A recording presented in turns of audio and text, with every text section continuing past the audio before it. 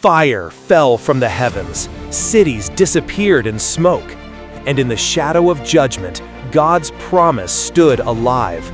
This is Abraham, an old man carrying a promise the world called impossible.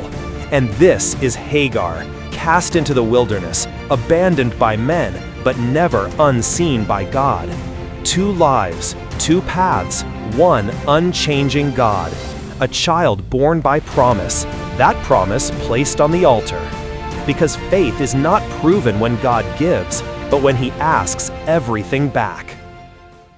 Abraham journeyed south and settled between Kadesh and Shur. He lived for a time in Gerar. Once again, fear spoke before faith. Abraham said of Sarah his wife, "She is my sister."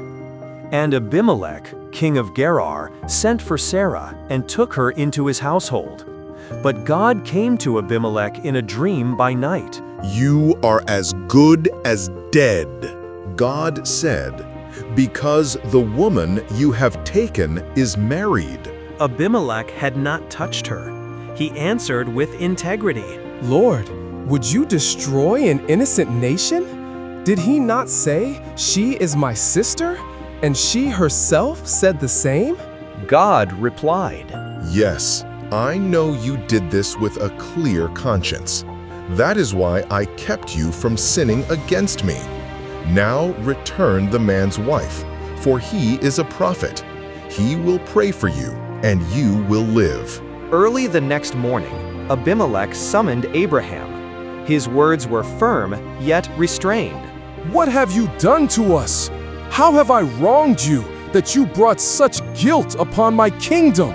Abraham answered honestly, I thought, "Surely there is no fear of God in this place, and they will kill me because of my wife." Abimelech returned Sarah to Abraham. He gave him sheep, cattle, servants, and permission to live anywhere in the land. Then Abraham prayed to God, and God healed Abimelech, his wife, and his household. The promise line remained untouched. Now the time had come. The Lord remembered Sarah as He had promised. At the appointed time, she conceived, and she bore Abraham a son in his old age. They named him Isaac. Laughter. Sarah said, "God has brought me laughter, and everyone who hears of this will laugh with me." She had borne a child when hope had long faded. The impossible had become flesh. Abraham circumcised Isaac on the 8th day, as God commanded. Abraham was 100 years old when his son was born. Promise had finally arrived. As Isaac grew, the day came when he was weaned. Abraham held a great feast. But Sarah saw something that troubled her. Ishmael, the son born through Hagar, was mocking. Fear rose again. This time, Sarah spoke firmly. "Cast out the slave woman and her son, for the son of that slave shall not inherit with my son Isaac." The matter distressed Abraham deeply. Ishmael was his son, but God spoke. "Do not be distressed. Listen to Sarah, for through Isaac your offspring shall be named, and I will also make a nation of the son of the slave woman." Early the next morning, Abraham gave Hagar bread and water. He placed the child in her arms and sent her away. She wandered in the wilderness of Beersheba. When the water was gone, she placed the boy under a bush and sat a short distance away. "I cannot watch the child die," she said, and she wept. God heard the voice of the boy. An angel called to Hagar from heaven. "Do not be afraid. God has heard the boy crying. Lift him up. I will make him into a great nation." God opened her eyes. She saw a well of water. Life was preserved. The child grew and lived in the wilderness. The promise was now clear. Isaac, the child of faith. Ishmael, the child of provision. God had not abandoned either, but the covenant would move forward only through the child of promise. And Abraham's journey continued, not without mistakes, not without pain, but always under the watchful hand of a faithful God.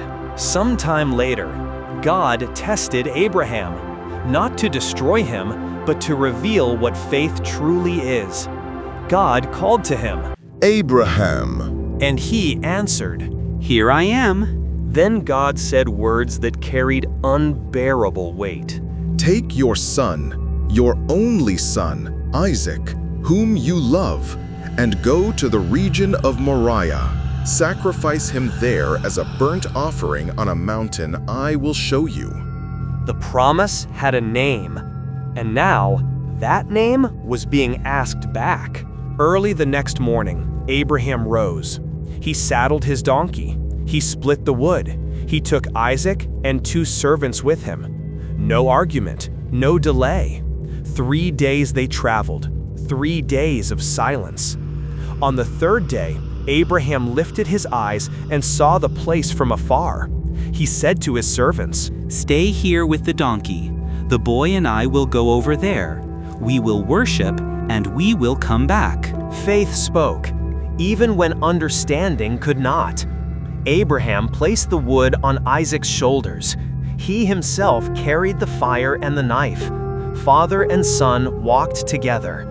Then Isaac broke the silence. My father, we have the fire and the wood, but where is the lamb for the offering? Abraham answered, not knowing how, but trusting who. God himself will provide the lamb, my son. And they walked on together. They reached the place God had shown him. Abraham built the altar. He arranged the wood. He bound Isaac, the child of laughter, and laid him on the altar.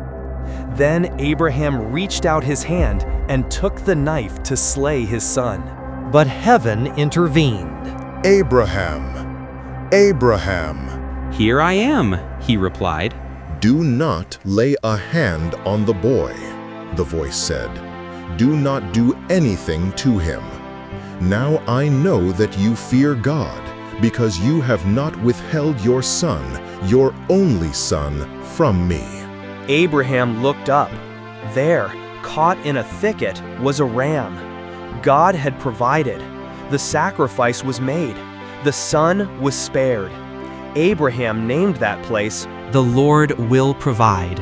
and it is said to this day, on the mountain of the Lord it will be provided. Then the angel of the Lord called to Abraham again, this time not with a test, but with a promise sealed. By myself I have sworn, declares the Lord, because you have done this and have not withheld your son, I will surely bless you. I will multiply your offspring as the stars of heaven and as the sand on the seashore. And through your offspring, all nations of the earth shall be blessed. The covenant was confirmed, not through strength, not through perfection, but through faith. Isaac came down the mountain alive, not just spared, but chosen. He grew under the covering of heaven, raised not merely as a son, but as a carrier of promise. The child of laughter became the child of destiny. God had established his covenant through Isaac, and the future of nations now rested upon him. Abraham returned home a man marked by obedience. The promise was secure. The line was set. God had spoken and God had sworn. The story does not end here. It pauses, waiting, because what God establishes, he also prepares, and the promise will move forward, quietly, faithfully, at the appointed time.